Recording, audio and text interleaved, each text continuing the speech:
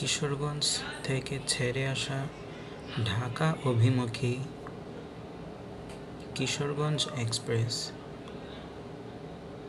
Sararchar in সন্ধ্যা 5:53।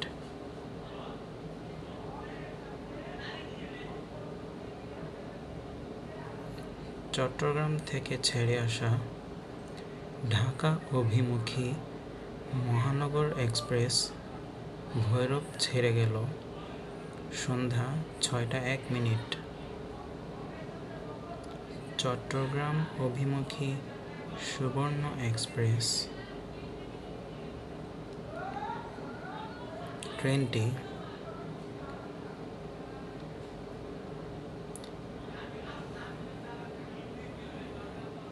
বিমানবন্দর station ছেড়ে গেল বিকেল 5:22।